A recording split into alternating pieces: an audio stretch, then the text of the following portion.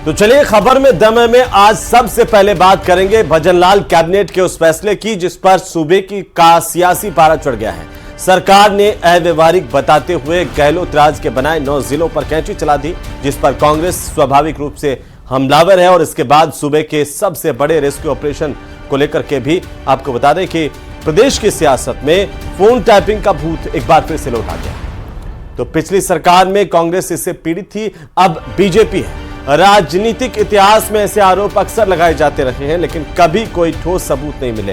हाँ, इससे सियासी हित जरूर साधे जाते रहे हैं। तो क्या इस बार भी कुछ ऐसा ही है? रिपोर्ट में देखिए।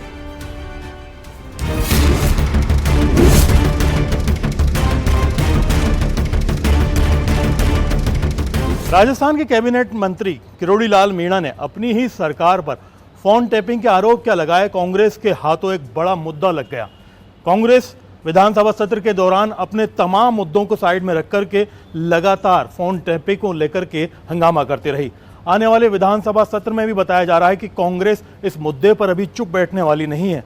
फिलहाल राजस्थान की सियासत में फोन टैपिंग का मुद्दा बड़ा मुद्दा बनने वाला है।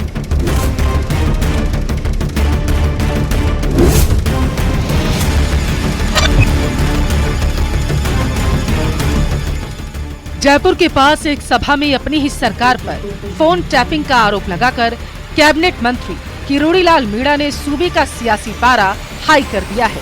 विधानसभा के अंदर हंगामा हुआ। अब चूंकि सीएम के पास ही गृह मंत्री का प्रभार भी है, इसलिए कांग्रेस ने सीएम भजनलाल के इस्तीफे की मांग कर दी है। टेलीफोन टैप की परंपरा राजस्थान में नहीं, कैसे तो दादे के साथ में कानून भी अलाउ नहीं करता है टेलीफोन टैप करना किसी का, जब तक कि एंटी सोशल एलिमेंट है, उसके बाद आरोप है, उसके शक बना हुआ है, रात दिन का काम कर रहा है, उनके टेलीफोन करने का प्रोसेस होता है। वो भी कोई भी अधिकारी टेलीफोन टैप नहीं कर सकता है, वो मिनिस्ट्री से परमिशन लेनी पड़ती है उसके लिए, पूरा प्रोसेस बना हुआ है। हवा में आरोप लगाते रहते कुछ लोग। तो अब इस केस में किरोड़ी लाल मीणा जी का क्या हुआ है? अगर आउट ऑफ एरिया के टेलीफोन टैप किया है तो क्राइम किया सरकार ने। इस पर कौन करेगा? हम तो नहीं कर सकते हैं। मिस्टर मैडम बाहर आके बोले हाउस के बाहर, हाउस के अंदर क्यों नहीं बोले वो? इसका जवाब मुख्यमंत्री देना चाहिए। अगर कोई हाउस के अंदर कोई भी एमएलए या प्रतिपक्ष का व्यक्ति अगर उसके सरकार के खिलाफ उसकी आलोचना कर देता है तो उस आलोचना के बाद में उसको डराना, धमकाना, उसके खिलाफ जो है वो जीएसटी की अधिकारियों को भेज करके रेड डालना या इनकम टैक्स में उसके लिए कहना कि इसका इनकम टैक्स का खगालो, इसको ईडी वालों को कहना, एसीबी को कहना, ये एक मैं समझता हूं कि ये तो अंग्रेजों के शासन में भी नहीं हुआ था साहब। जो काम आज केंद्र की सरकार के साथ साथ यहाँ पर जो भाजपा की सरकार है वो करने का काम कर रही है।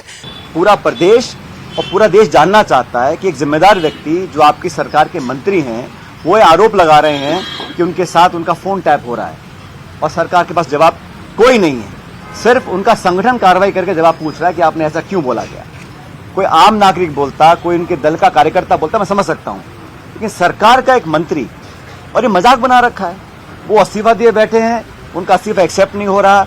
वो कुछ स्टेटमेंट देते हैं, मंत्री होने के नाते कहते हैं मेरा फोन टैप हो रहा है, तो संगठन कार्रवाई कर रहा है। फिर उनका जवाब पता नहीं उन्होंने जवाब क्या दिया होगा, लेकिन मैं मानता हूं ये मजाक बना हुआ है।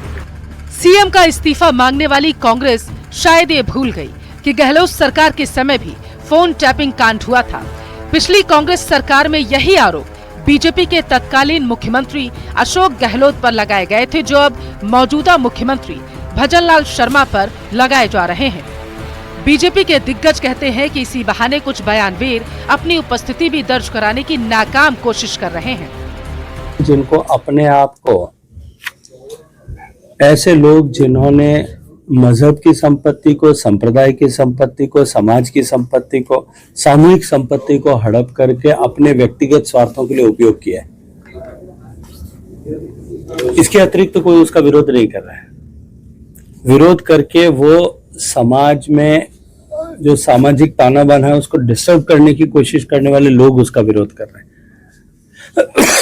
ज्वाइंट पार्लियामेंट्री कमेटी ने पूरे व्यापक अध्ययन के बाद, और ज्वाइंट पार्लियामेंट्री कमेटी किसी एक पार्टी के नहीं होते, वो संसद का मिनी कंपोजिशन है। उन्होंने पूरे डिस्कशन के बाद में उसको अपनी रिपोर्ट बनाई है। फोन टेपिंग के बयान पर कांग्रेस के कुछ नेताओं ने ओछी राजनीति शुरू कर दी है। जब उनको ये मालूम है कि भारतीय जनता पार्टी के नेताओं का आपसी मामला, और वो मामला भी एक झूठी खबर के ऊपर, और उसका जवाब माननीय किरोड़ीलाल मीणा जी ने दे दिया। मैं स्वयं प्रदेश का गृह राज्य मंत्री हूं। मैंने कहा कि हमारी सरकार किसी भी विधायक, किसी भी मंत्री के फोन टेप नहीं कराती। फिर भी कांग्रेस के कुछ बयानवीर नेता, जिनको सिर्फ अपनी उपस्थिति दर्ज करानी है, वो उस मुद्दे को बिना वजह का तूल दे रहे हैं। लगता है कि सो चूहे काके बिल्ली हज को चली। गहलोत साहब, टेलीफोन टेप कैसे होते हैं, सरकारें क्या षड्यंत्र रचती है, आपसे बेहतर कोई नहीं जानता। ये लोकेश शर्मा आपके 5 वर्ष तक ओएसडी रहे, उनके और आपके बीच की बातचीत का ऑडियो आज मीडिया के पास है, जिसमें आप बात कर रहे हैं कि जिस टेलीफोन से, जिस इंस्ट्रूमेंट से अपने टेलीफोन टेप किया था, उसको नष्ट किया कि नहीं किया। देश की सियासत में अगर देखा जाए तो फोन टैपिंग का मामला कोई कभी भी छोटा मामला नहीं रहा है। हमेशा जब भी ये मामले सामने आए हैं, सियासत में बड़ा भूचाल लेकर के आए हैं। साल 1988 की अगर बात करें तो कर्नाटक में रामकृष्ण हेगड़े की सरकार थी, उन पर आरोप लगे थे फोन टैपिंग के, और उन्हें इस्तीफा देना पड़ा था।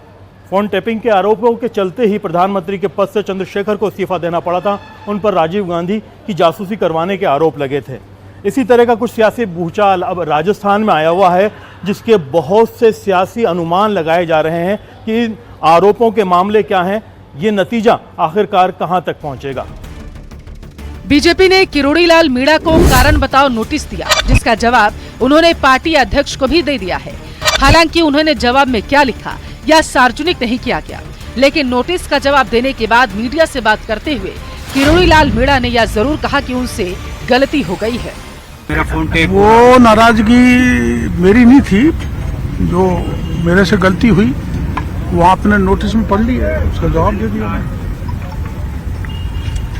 प्रदेश अध्यक्ष जी का जो शो कॉज नोटिस है, उसमें जो मैंने गलती की है वो दर्शाई हुई है, तो वो गलती हुई थी, उसका मैंने जवाब दे दिया। पूरे मामले में देखने वाली बात ये होगी कि क्या वाकई किरोड़ीलाल मीणा के खिलाफ कोई कार्रवाई होगी, या ये सिर्फ विधानसभा सत्र के दौरान कांग्रेस के संभावित हमलों से बचने की रणनीति है। ऐसा इसलिए क्योंकि किरोड़ीलाल मीणा को जारी किए गए नोटिस को लेकर कांग्रेस को ऐसा ही लग रहा। नेता प्रतिपक्ष टीकाराम जूली ने अपने सोशल मीडिया पर लिखा है, भारतीय जनता पार्टी के प्रदेश अध्यक्ष मदन राठौड़ ने कैबिनेट मंत्री किरोड़ीलाल मीणा को नोटिस दिया है। 7 फरवरी को गृह राज्य मंत्री जवाहर सिंह बेठम विधानसभा के बाहर मीडिया को बयान देते हैं कि उन्होंने तो किरोड़ीलाल मीणा का ऐसा कोई बयान सुना ही नहीं है। तो वहीं आज नोटिस में राठौड़ कहते हैं कि किरोड़ीलाल मीणा का बयान असत्य है। अगर बयान असत्य था तो 7 फरवरी को मुख्यमंत्री ने सदन के पटल पर यह क्यों नहीं कहा कि किरोड़ीलाल मीणा के आरोप असत्य हैं? इसका मतलब है कि दाल में कुछ काला है। कुल मिलाकर ये साफ है कि 19 फरवरी को जिस दिन विधानसभा की कार्यवाही शुरू होगी, उस दिन कांग्रेस सदन में हंगामा कर सकती है। सरकार की ओर से उसी दिन तुरंत ही state home minister Shri Jawahar ji Bedham ने जब ये सरकार का अधिकृत बयान दे दिया कि सरकार ने न तो किसी मंत्री या किसी विधायक का फोन टैपिंग किया, न करना है, न करेंगे, तो उसके बाद इशू रहता ही नहीं है। मुझे पूर्ण विश्वास है कि हमारे प्रतिपक्ष के साथी बजट सेशन में भाग लेंगे, मुद्दों की बात रखेंगे, हमारी आलोचना और समालोचना करेंगे, और उनकी आलोचना समालोचना हमारे विकास के लिए हमारे काम आए। कांग्रेस भी शायद यही मान रही है कि नोटिस के जरिए किरोड़ीलाल मीणा मामले पर ठंडे छींटे डालने की कोशिश कर रहे हैं, ताकि 19 फरवरी को सदन में बजट आसानी से पेश किया जा सके। लेकिन लगता नहीं है कि कांग्रेस इस मुद्दे को इतनी आसानी से हाथ से जाने देगी। Bureau report, news 18 Rajasthan.